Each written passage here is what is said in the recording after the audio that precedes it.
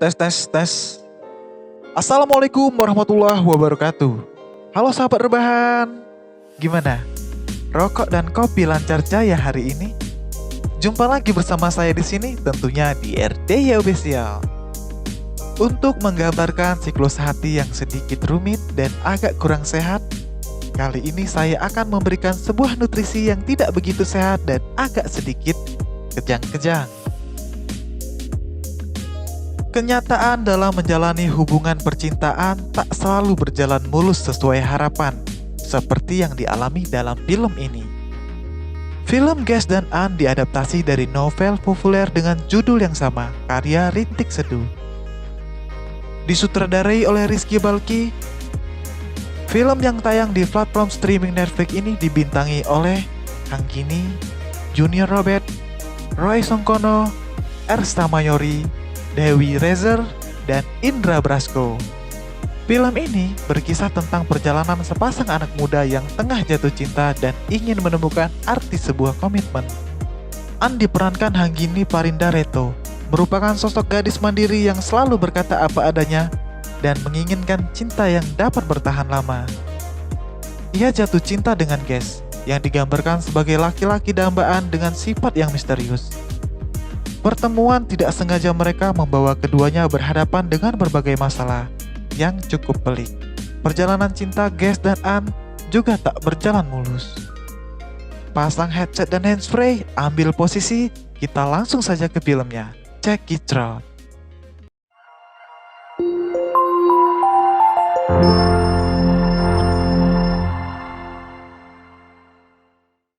Berawal dari seorang gadis pendiam yang bernama Kena Amanda yang biasa dipanggil Anne. Ia memiliki 7 teman dekat ketika duduk di bangku SMP. Sangat berbeda dengan ketujuh temannya yang jauh dari kata pendiam. Tetapi, walaupun Anne sangat berbeda dengan ketujuh temannya, ia tetap merasa nyaman berteman dengan mereka. Ketika itu, sekolah sedang mengadakan acara pentas seni yang diadakan setahun sekali dan dihadiri oleh band alumni SMP-nya. Teman-temannya Anne tahu, ia sangat tidak menyukai acara yang ramai seperti ini. Mereka memaksa Anne untuk tetap ikut menonton di paling depan untuk menyaksikan band-band dari alumni SMP mereka, yang tentunya orang-orangnya lah yang menjadi fokus utama para wanita.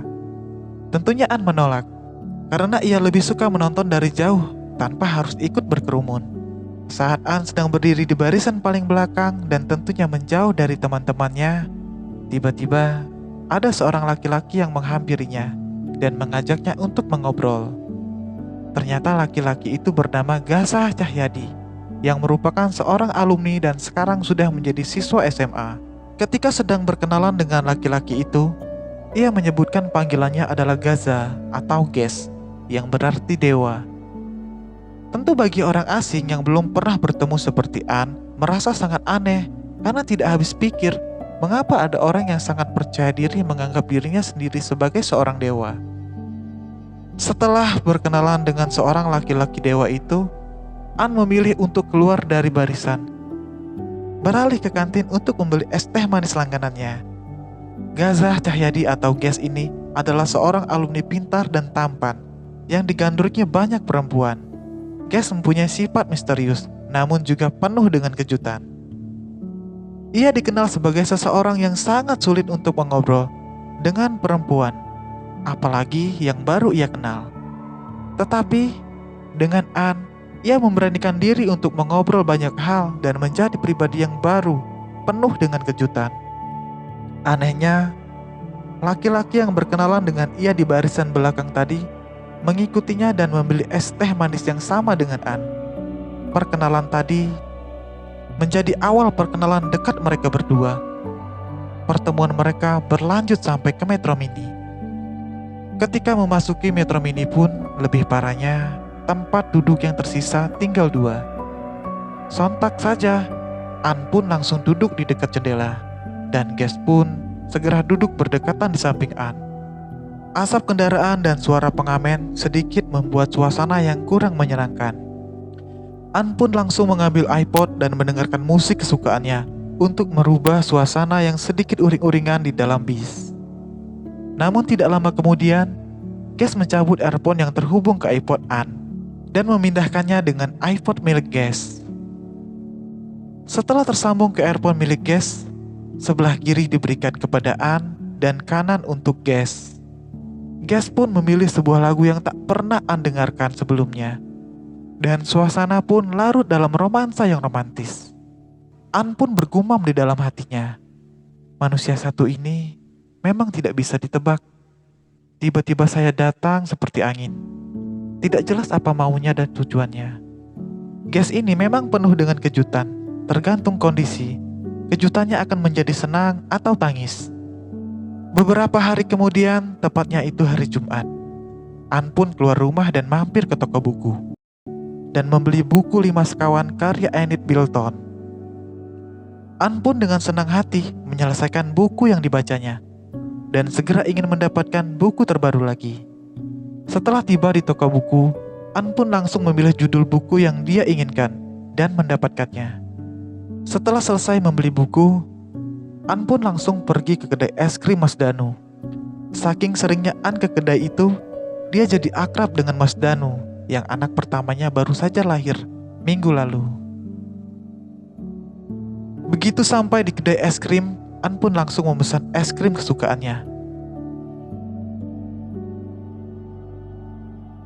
Mereka mengobrol cukup lama, dan Ges mengantar Ann pulang dengan Vespanya.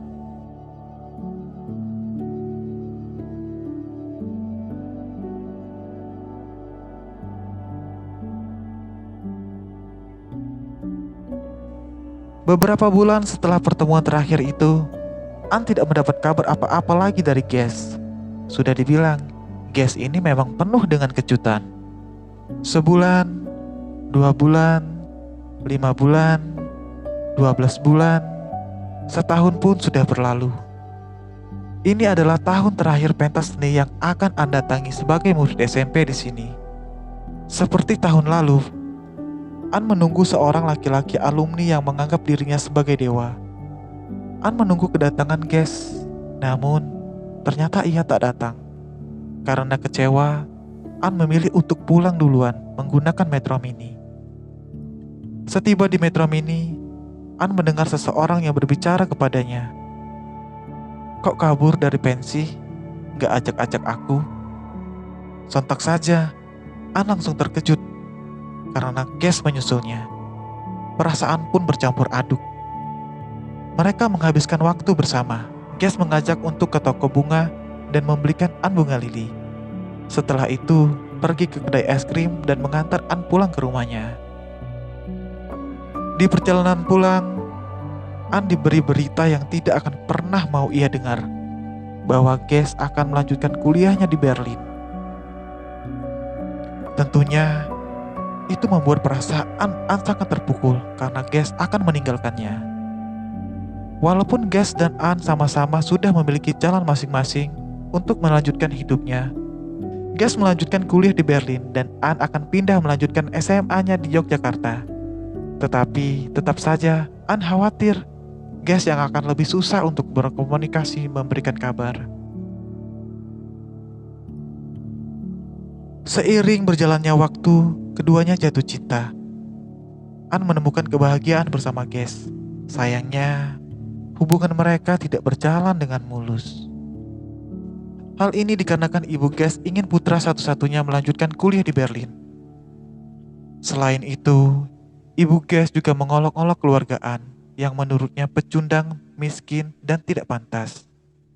Sikap tersebut dipicu oleh kebencian ibu Ges terhadap mantan suaminya yang pergi meninggalkannya.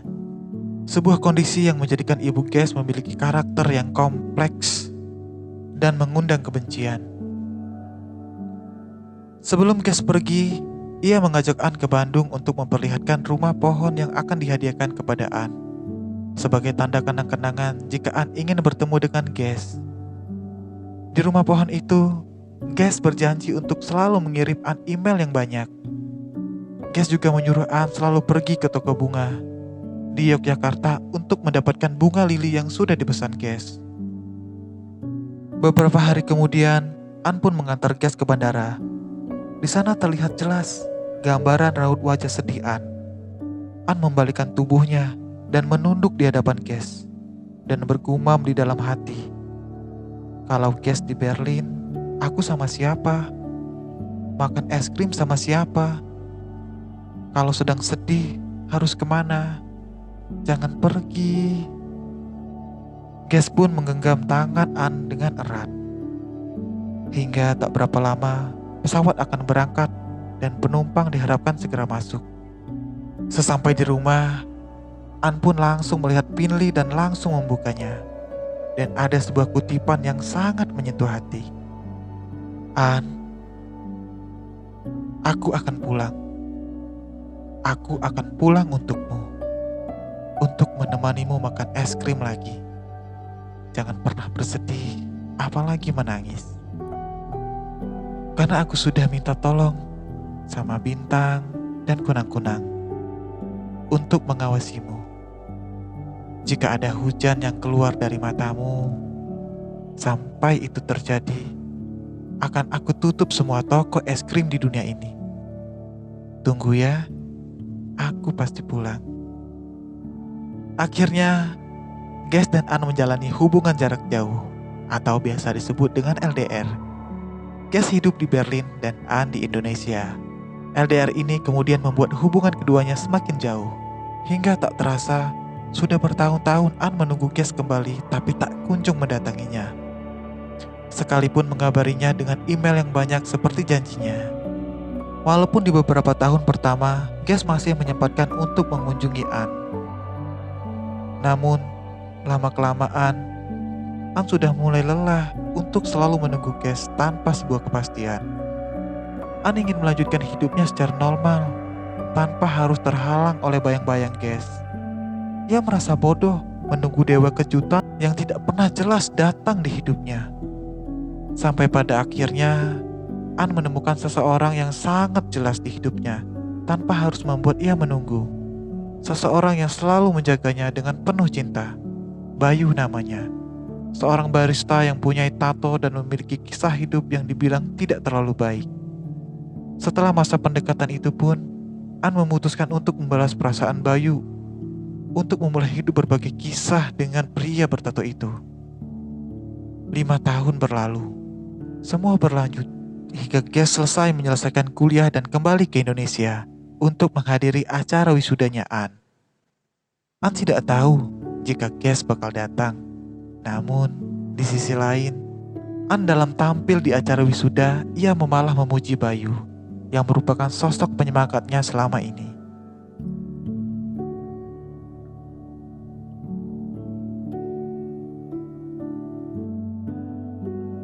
An sudah bekerja di sebuah rumah sakit. Hubungan An dan Bayu tidak berjalan mulus karena ibu An kurang setuju anaknya berpacaran dengan Bayu yang memiliki tato banyak di tubuhnya. An menyadari walaupun ia sudah mempunyai hubungan spesial dengan Bayu, tetapi ternyata di hati kecilnya masih belum bisa merelakan Ges tanpa ia tahu kabar sesungguhnya. Ges terpukul, apalagi saat Ges tahu An menerima lamaran Bayu.